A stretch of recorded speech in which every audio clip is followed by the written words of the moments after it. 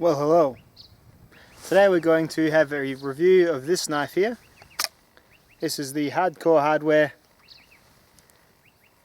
MFK4. So, the MFK4, you can probably tell by looking at it that it's a tactical knife. Now, I'm not super tactical, I'm not a tactical guy. I can't do a combat roll.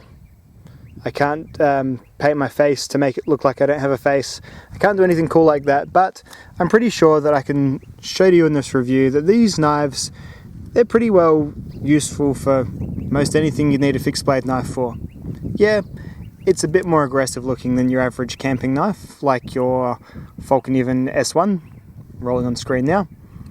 But really, if serrations are something that you can manage, then a knife like this is definitely not going to be out of place in your collection. In fact, it's probably kind of cool to have a bit of variety in your fixed blade collection, don't you think? I always try and have at least one sort of fighty or tactical knife amongst my gear. Used to be a K-bar, now it's this. Full disclosure, Hardcore Hardware sent me this knife to review, and so that's what I'm going to do. I'm going to show you how I use it, and I'm going to show you whether I like it or not. Stay tuned. So yeah, as you can tell, I look like someone's dad. I've got glasses, I'm wearing a checkered shirt, but yet I'm still holding a knife like this in my hand. That's because anyone can buy a knife like this. You just need to go on the internet, go to Hardcore Hardware's site and buy one. You don't need to be an operator or a tactician or a commando or a paracord weaver to need a knife like this. It's got a really good cutting edge made of D2 steel. It's got some serrations, which, yeah, I'm not the biggest fan of serrations. I'd prefer it if it didn't have serrations, but that's how they make it. It's got some sort of heavy jimping on the back there, which is, if you've got a glove, you can use that to really ride along. The glove will sink into that. Your finger probably won't. See? Just kind of rides along the top. It's got a swedged tip, so it's really very much a stabbing or penetrating tip, but it is still rather thick and strong.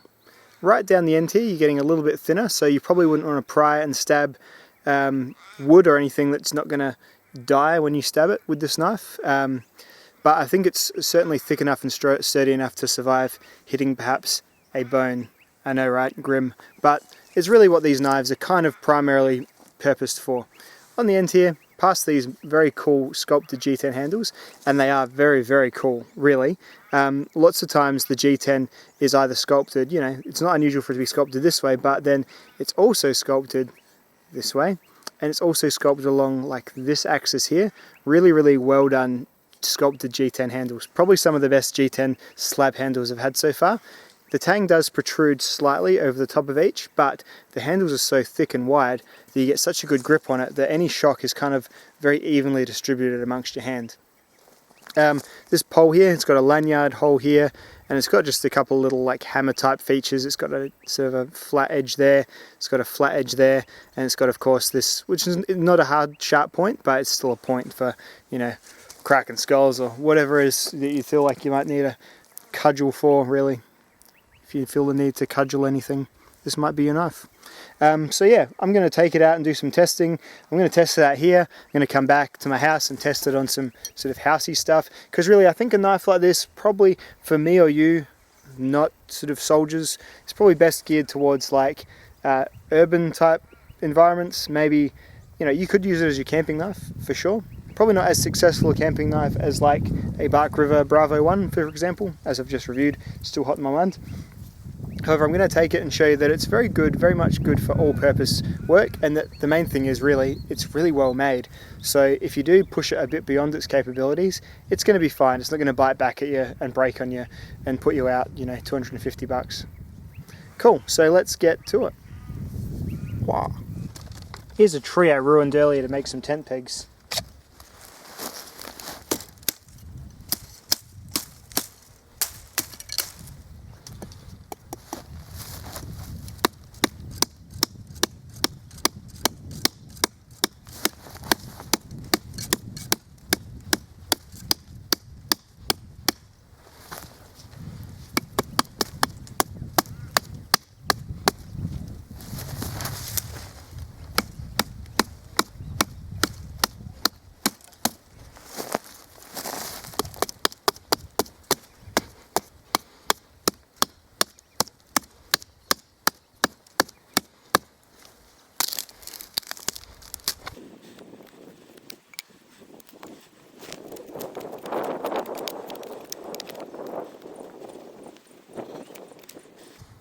There we go.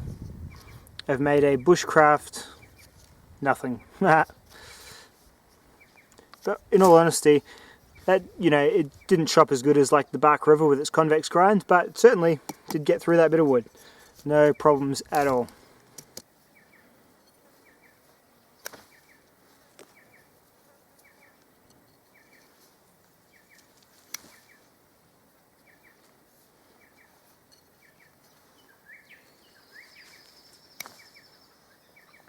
So in case you were wondering, a sharp knife cuts rope. Useless YouTube test number 6.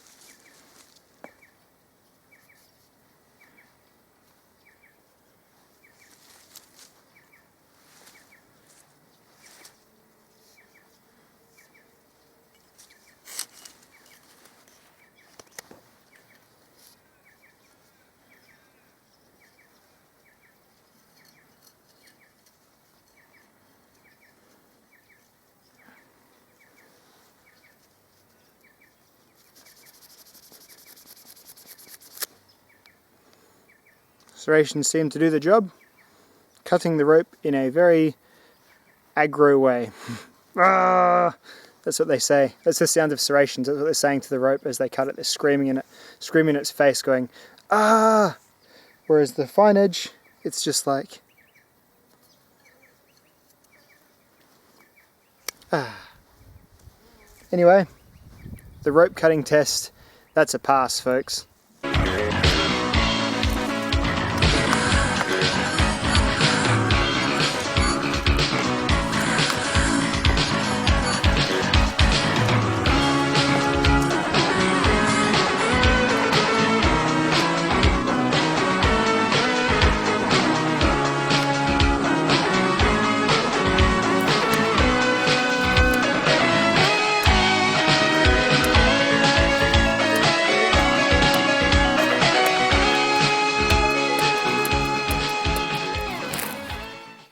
It's enough tree rape, but you get the idea. It stabs about there into a really hard, you know, very strong tree, and I'm sure the tree will be, well, I'm sure the tree will survive my my abuse. But yeah, without needing to press the point much further, I think it is a good stabber. Those two crossguard pieces obviously stop your hand from going up against the blade, which is certainly not what you want in a tactical knife. The grippy G10 feels like it's definitely got a hold of your hand, just as your hand has a hold of it. And apart from leaving a few lines, it's definitely a knife that you can use without gloves. With gloves, probably all the better, but without gloves, no worries at all. Sorry, tree.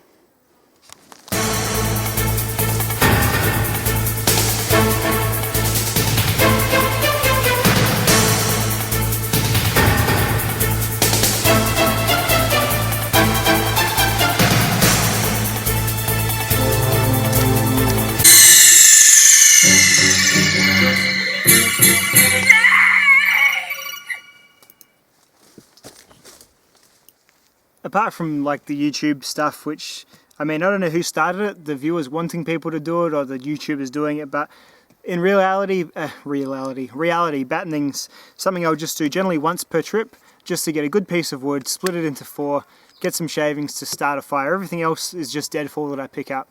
So, but I'll do the first battening with a pretty, you know, this is hard stuff. This is that, as I often say, this is the wood that killed the Boca Vox rolled. It's spotted gum, so let's see how the hardcore hardware does the job.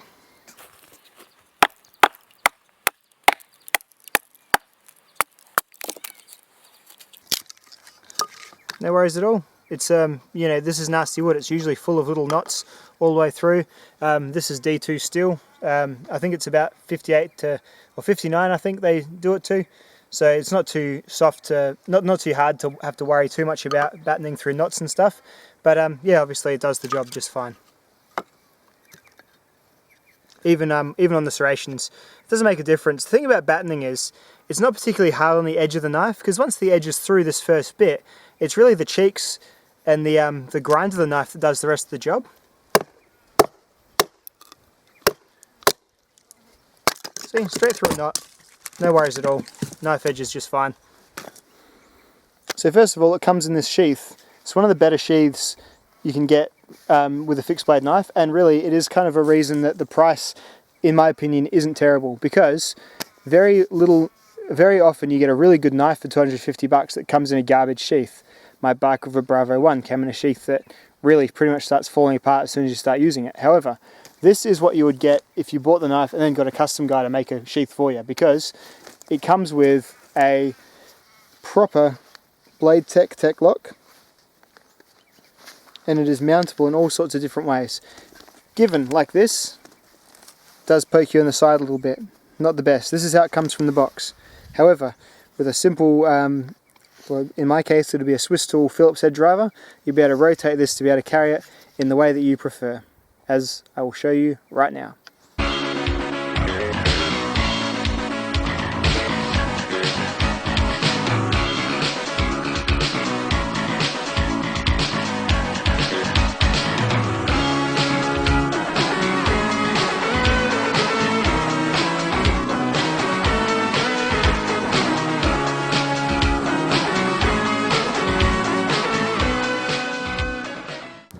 So I've got home from my kayak trip where I did my sort of woodsy stuff with the knife. I went to the hardware store and I bought some things to cut through with this blade. So first thing I did was I got a really thick ply cardboard moving box, and I folded over itself 4 times, making 8 layers of cardboard. I duct taped it together to make sort of a hard plank of cardboard, and then I proceeded to do some stab tests. This knife stabs very, very easily into things. I know I was stabbing and poking the tree, but I think cardboard's almost like a bit more indicative of how far it can go. So I did a few stabs with this one, and all 4 of them, I think all 3 or 4, however many I did, went straight through to the bottom, knife sticking nicely into the log underneath. Did really, really well. Just for comparison, I grabbed a more sort of drop point knife, the Falkniven A1, which does still have a swedge, but just a less pronounced point. And the A1, it did well, but it certainly wasn't as easily tearing through that cardboard as this knife here was. It's, the tip geometry is much more suited for sort of hard use survival type tasks on that knife, whereas on this one, whilst it's not a weak tip, I don't think, it's definitely more suited for stabbing and penetrating and that sort of thing. Then I turned the cardboard over and just worked the fine edge and the serrations, trying to cut off a big old slab of that cardboard. And it's kind of when I started doing these sorts of things that the serrations started to make a bit more sense to me. Supposing that cardboard was perhaps an interior door or something like that, and you're in a situation like a wrecking situation where you needed to, so you lost the key to a door of a house that you're renovating, and you think, oh screw it, I'll just cut the lock out. Something similar to that. You can see the serrations would start to hold their own a bit more. And also, of course, in your obvious soldier type applications as well. So I did that for a bit, and then I just did some of my C-cell rope, just the fine edge and the serrations. And again, the serrations certainly seem to cut the rope. When you put the rope on the serrations and rock back and forward, I guess all the little catches and notches just do the work for you rather than having to slide up and down on a fine edge. I upgraded my rope to some really thick, inch thick poly sort of stuff. I rated to 3,000 kilograms in carry weight. And again, the plain edge will chop through it and sort of press through it on a cutting board, but then the serrations is definitely what you want to go for if you're cutting things like that all the time. And then I got myself some power cord as well. So the power cord just had the plastic or rubberized casing, and then the 3 different sort of strands of copper cable going through there, and I just chopped that through a few times, then I cut it through a few times as well. And it did really, really well. The plain edge chopped it just fine, but when it comes again to just actual pressuring through things, the serrations are the way to go. So definitely a good sort of man-made materials knife. And the D2 steel, when I got it back into the shed after all those sorts of impact tasks, as well as the tasks that I did yesterday at camp, it still, as you can see, slices a grape with no worries at all. I did notice it was probably a little bit trickier too. I had to be a bit more delicate. So what I did was I took it to a strop. This is on a Tormek machine, which is automatic, but it's still just a leather strop, so it would have had the same effect just on a belt or something. And that seemed to really put that fine slicing edge back on. So then I went back to cutting some more grapes, and yeah, felt a little bit better doing that again. So I'm really impressed with this knife. It's certainly not my cup of tea to own. I wouldn't particularly need to have any more than just this one knife. It's not really my collector niche, isn't really these types of blades, but as a general knife collector I think it's really cool to have a blade of this type. Sort of your nice sort of aggro tactical blade, no problems at all keeping one or two of them in your collection, I guess. I'm probably going to, this would be all I ever need, this would be all the tactical knife I'd ever need. It does all the things right from a tactical point of view. It stops your hand from going onto the blade. It's got a few sort of combat capabilities, so you probably noticed this notch cut out here. That's a good sort of blade stop and disarmor. I mean, that's all pie in the sky stuff, but I mean that's what the purpose of the knife's for. Probably knowing that most of the users are going to be civilians. They are I guess their optimal customer is a military man, so I can't see any issues with this knife at all from a sense of if you were taking this for a deployment. I think it's probably one of the better choices you can make. If you've got someone who's just joined the army, or you've got someone who's after a good deployment knife, then I mean, this is from someone who's not in that field, but just in terms of testing the actual structure of the knife and the comfort and things that I think anyone could form an opinion on, it's a winner, it really is. In terms of knocks on the knife, I would love to see them make a knife of this size with a fine edge, perhaps with a less aggressive tip, just for hardcore outdoor applications as well. The hollow grind is, well, great for slicing and penetrating and things like that.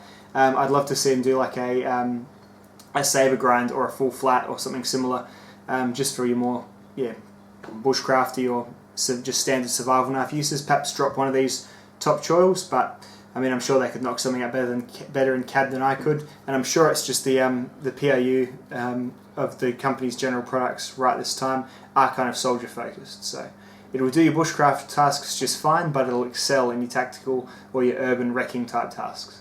That's my review on the hardcore hardware MFK4. Thanks very much for watching, dudes. See you in the next video.